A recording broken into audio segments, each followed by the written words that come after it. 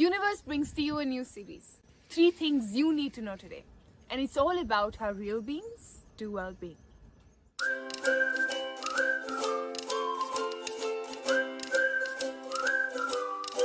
Hello everybody. Now today we have a renowned health coach, food blogger, recipe master with secrets of naturopathy and Ayurveda and well-being running down her Instagram. She's someone you need to know. She's Miss Shefali Batra, aka Hopping on Toes on Instagram. From clients to corporates, her mission of keeping health intact and holistic is evergreen, just like her salads. Trust me on that one. It's safe to say it's the only place I've never had to think about eating healthy because, in her own words, everything that I cook favors holistic health. This is why she's here on 3 Things You Need to Know Today. And we're very, very grateful for your time and energy, Ms. Shefali. Thank you for coming. Hello, Tanya. Thank you so much for the wonderful introduction. And I'm so glad that I'm on with you. So let's get started. Super.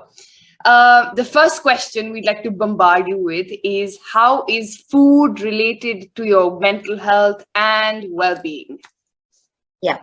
So it's such a relevant question for these days, as we know that according to the data, we know that, out of 4 people, 1 person is mentally compromised, whether it's depression or anxiety or any thing related to mental well-being. And food plays a really, really important role in that, because the food we eat, it has a certain vibration level. We also call that the energy level. So when we eat pranic food, which is like food which is closest to its natural state, what happens is it has a very high vibrational level because we haven't processed it, we haven't cooked it. So when we eat that kind of a food, our well-being is like, it really is on a high. So even like mentally, when we eat that kind of food, mentally also it helps us elevate. And if we are going to eat processed food, which has become so common these days, we are processing everything, so much packaged junk food. So, it's a very low vibrational food. I almost call it like dead food. So when we are going to eat dead food, we are going to feel dead. So that's how, it's very simple. You eat pranic food, you eat food that is energetic, it gives you energy. So similarly, when you are eating dead food, not only your mental well-being, your physical, both are compromised. And first it's your physical, and then it also does mental. So once you start eating, fresh food and all that, you really see that mentally also your brain fogs go away. You are better. You clear in your mind, your memory is very good. So that is how food plays a very important role for your mental. And you mentioned pranic foods. If you could tell us a few fruits or foodstuffs that's pranic. So any food that is natural. So all our fruits, vegetables, when we don't cook them, when they are in their raw state, they are pranic food. They're full of prana, they're full of energy. And when we eat that kind of food, we also get a lot of energy. It also helps us cleanse our body. So that is why the more and more we include pranic food, which is closest to the natural state, or I would say just natural foods in its existence, that the sun has cooked it for us, nature has made it ready for us. We eat that kind of food.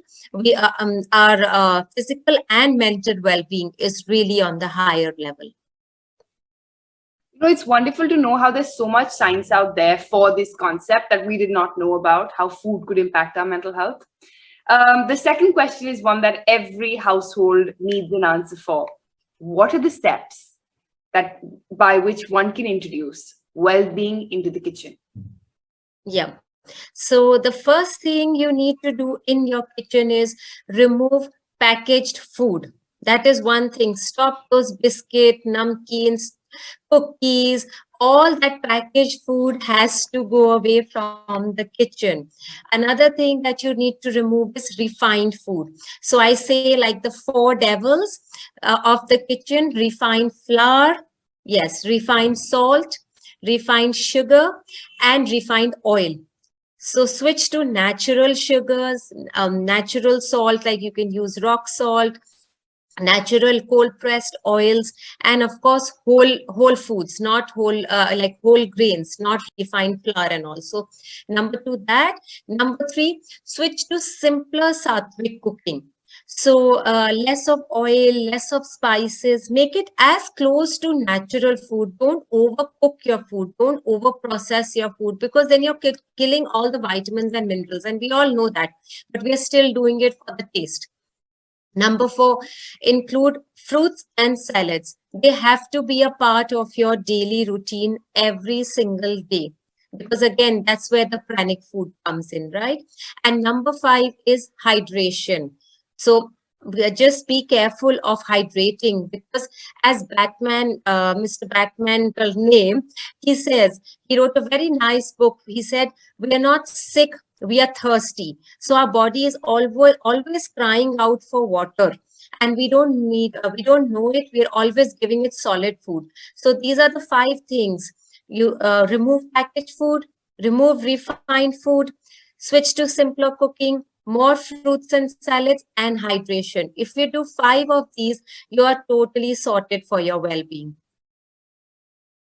And what do you think here, expanding on that particular thing about refined stuff, especially refined oil, because it's used in everybody's households? Use extra virgin olive oil or avocado oil or something which is not being processed. So that's how we can switch the oils. You know, because I'm associated with you and I've worked with you and I've learned a lot from you, there's one tip that you told me that I'd like for you to share with the audience. That was the biggest revelation I've ever heard of. The glycemic index in rice and millet, and how we can change that for a well-being in the kitchen. All right.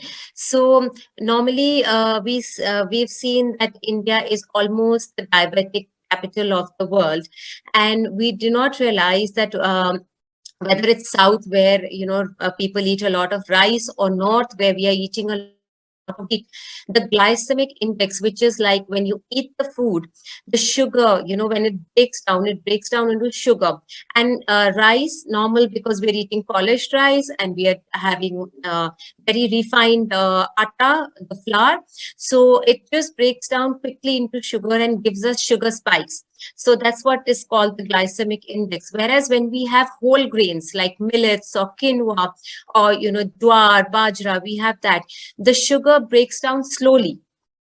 And that's how they are like low glycemic index grains. So when you have that, they slowly give you sugar throughout. They keep breaking down slowly. One, you feel fuller till long. And second is, it doesn't give you the sugar spikes. So that is why, like, for anyone who is health compromised, or even for general well-being, millets and all whole grains are the grains that you should include in your diet.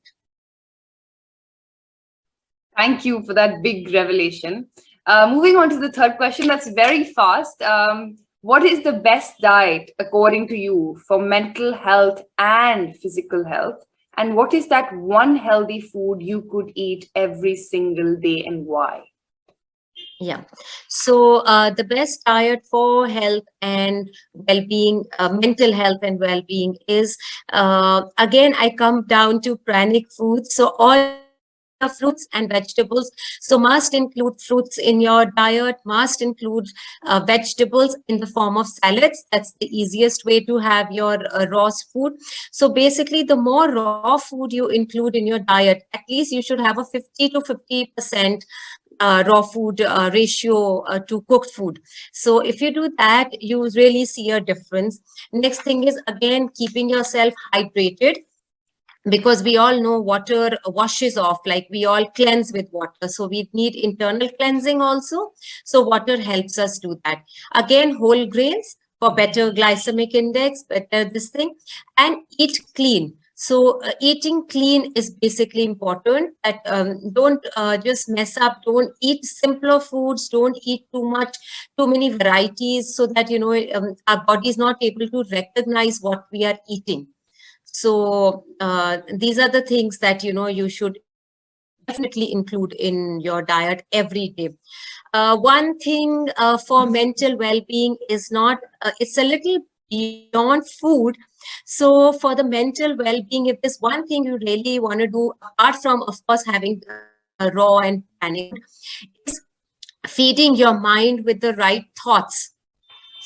So that is it. Like, you have to be aware of, when you wake up in the morning, what are the thoughts coming into your mind? Are they positive thoughts? Are they negative thoughts?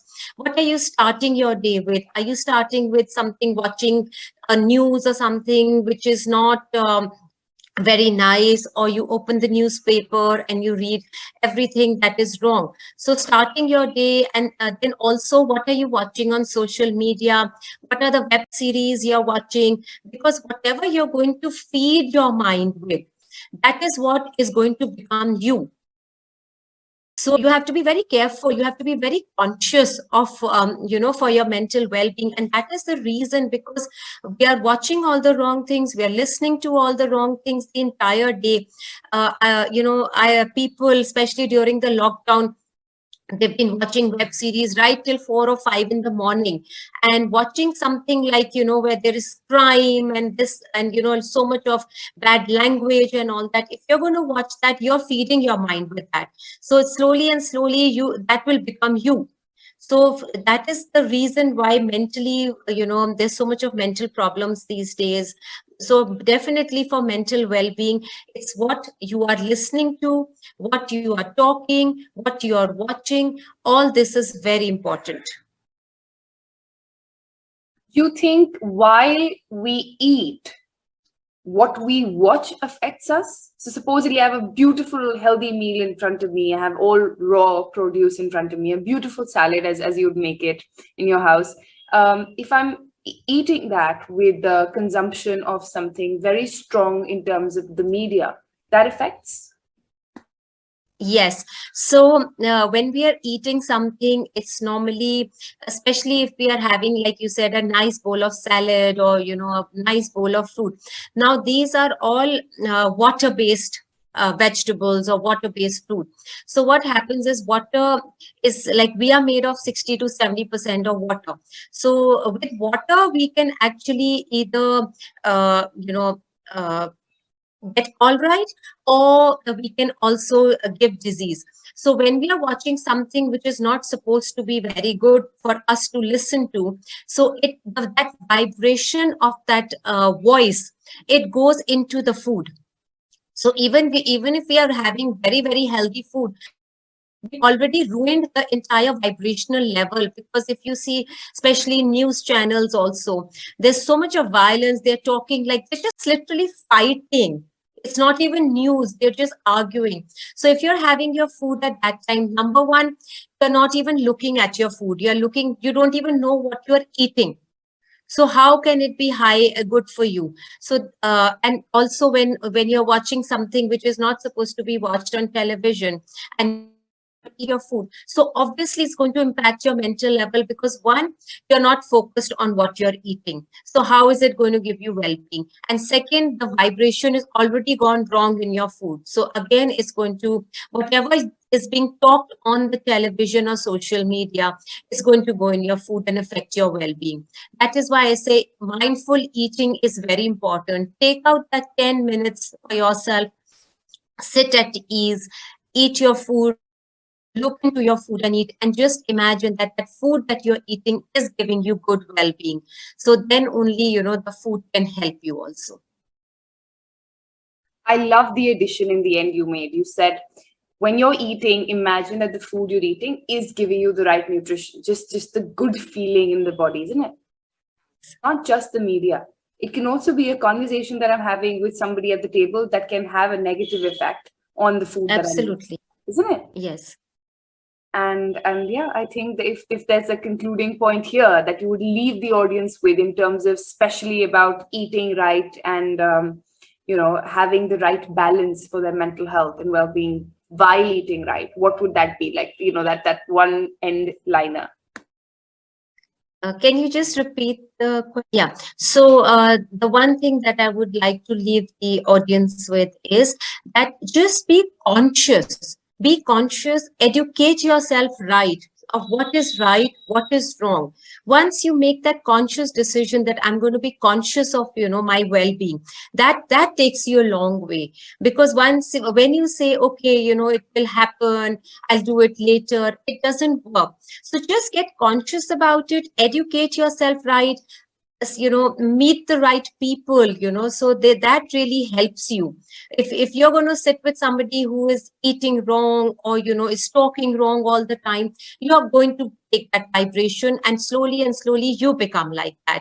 So if you meet the right people, you eat the right food, you're conscious about what you're doing every day, you just elevate and elevate and elevate. And that's how we always say one thing, that a disease only comes after a couple of years of doing wrong to your body. So it's not going to happen right away. So that's why you don't even realize that, when you get the disease, it's years of doing wrong. So if you keep doing right every day, because I always say health does not come in one day. You have to work for it. You have to plant the right seed right in the beginning and keep watering it with the right food. And that's how it will blossom into a beautiful a fruit. So that's what I would like to leave the audience with. Thank you, Ms. Shefali. Wonderful, wonderful session, wonderful time, and we can't wait to tune in. If you're somebody who really, really, really wants to know more, you need to follow Ms. Shefali on Hopping on Toes on Instagram, on her Instagram handle. She's already ruling the roost there. I think following her is more of an addition for us than it is for her, because she is awesome. And I hope you all enjoyed this session as much as I did. Thank you. Thank you so much. Thank you so much, Tanya. That was such a lovely thing. Thank you so much for having me over on your show.